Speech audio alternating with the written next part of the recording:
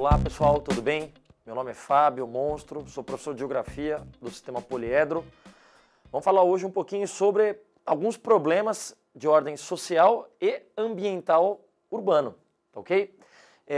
Para falar de alguns problemas sociais e ambientais urbanos, vamos dar uma ênfase rápida, inicial, sobre o processo de urbanização aqui no Brasil, né? Nós sabemos que o Brasil, ele é um país de industrialização tardia, logo é um país de urbanização tardia. Então, o nosso processo de urbanização, se comparado a dos países europeus, né, ele ocorreu num momento posterior. Enquanto a Europa, ela vive um momento de urbanização já finalzinho do século XVIII, início do século XIX, o nosso processo de explosão urbana, ele vai ocorrer basicamente na segunda metade do século XX. Então, peraí, o Brasil é um país de urbanização recente, o Brasil é um país de urbanização tardia, ok? Não bastasse o atraso do nosso processo de urbanização, a urbanização no Brasil, ela também ocorreu de maneira muito rápida, né? Quer dizer, demorou para acontecer, mas quando aconteceu foi, pumba, uma explosão, né? Ela ocorreu de maneira muito rápida, ela ocorreu sem planejamento, e isso vai gerar graves problemas de ordem social e ambiental nas cidades brasileiras, e principalmente a nossa urbanização ela foi muito concentrada. Então essa urbanização concentrada ela vai dar origem a metrópoles de grande porte. Nós estamos falando hoje de um país, Brasil, que tem um índice de urbanização superior a países cujo processo de urbanização começou antes do nosso. Por exemplo, os Estados Unidos se urbanizaram ou começaram a se urbanizar antes do Brasil. E o Brasil, mesmo se urbanizando mais tarde, hoje tem um índice de urbanização superior aos Estados Unidos. Então isso mostra o quê? Que o nosso processo ele ocorreu de maneira muito rápida e concentrada. Então há uma tendência de concentração, há uma tendência de formação de metrópoles no Brasil. Haja visto o tamanho de cidades como São Paulo, Salvador, Recife, Rio de Janeiro, né? Vamos dar uma olhada nesse gráfico aqui, ó, por favor. Notem que até os anos 50, a população rural brasileira ela era superior à população urbana. Notem que a população urbana ela se torna uma população superior à população rural no Brasil somente a partir aqui, dos anos 60, dos anos 70. Olha como o processo é novo.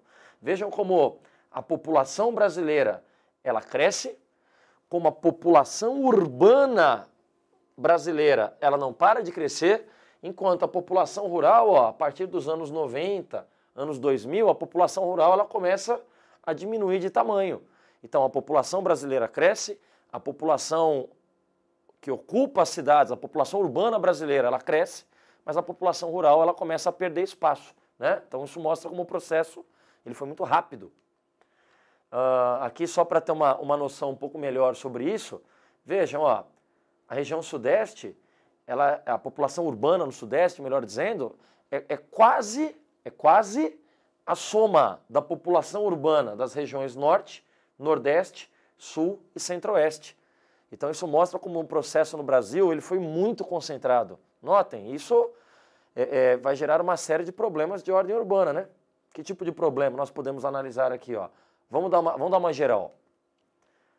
Esse é um problema grave, né, de cidades do mundo subdesenvolvido, né? Não que essa dicotomia riqueza-pobreza seja exclusivamente do mundo subdesenvolvido, não é.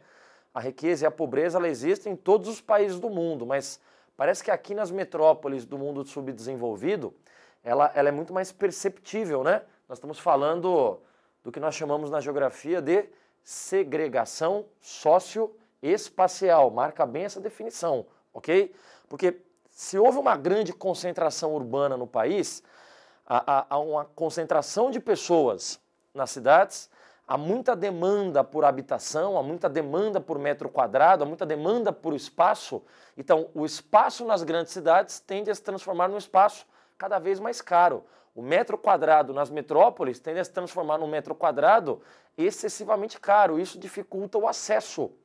E essa dificuldade de acesso em virtude da extrema valorização do espaço urbano acaba produzindo esse tipo de paisagem lamentável, né? Ou seja, o espaço da pobreza e o espaço da riqueza, convivendo muito próximo. Repito, Isso é uma questão de excesso de pessoas, oferta e procura, isso é uma questão de espaço urbano caro e, ao mesmo tempo, baixo poder aquisitivo, né? Então, isso é um problema triste das cidades, das grandes metrópoles brasileiras.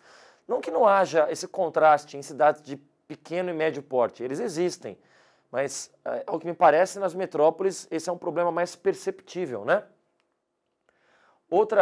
Outros problemas tipicamente urbanos, por exemplo, a questão da deposição do lixo ou das enchentes, isso está associado basicamente à falta de planejamento, né? Quer dizer, sabe que no Brasil, o Estatuto das Cidades, ele obriga as cidades com mais de 20 mil habitantes a terem um chamado plano diretor, que vai orientar o desenvolvimento urbano por parte, principalmente, do poder público. Quer dizer, em tese, o poder público ele tem em mãos um instrumento que vai nortear o processo de crescimento, mas na prática nem sempre o plano diretor ele é usado ou respeitado.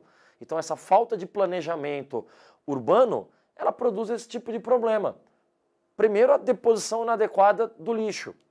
E a deposição inadequada do lixo, ela pode gerar, entre outros problemas, quer dizer, além das doenças, além da contaminação da paisagem, o entupimento das galerias fluviais.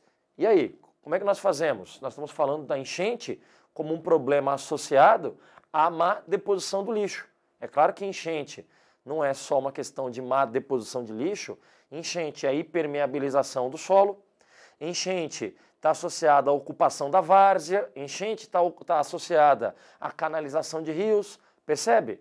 É tudo falta de planejamento urbano, é tudo fruto de uma urbanização que ocorre através de um boom, um crescimento muito rápido, mas sem preparo. O que eu sinto é que são metrópoles que não se prepararam para um crescimento tão rápido, tão intenso, né?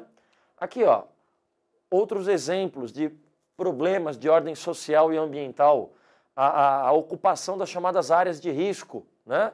Quer dizer, ocupou área de risco, topografia íngreme, houve desmatamento, quer dizer, associado a chuvas, o solo vai embora, consequentemente o que está construído também, né? Então, ocupação de área de risco e, consequentemente, os deslizamentos de terra, os desmoronamentos, são problemas tipicamente urbanos e que se manifestam, sobretudo, nas estações chuvosas, né? A chuva não é o problema, é a ocupação indevida que é o problema, mas acabam aparecendo de maneira combinada. E os congestionamentos, né? Que é melhor exemplo de falta de planejamento urbano do que o excesso de automóveis, do que essa ênfase no transporte individual, né? Então, se faz necessário, é urgente, políticas voltadas para uma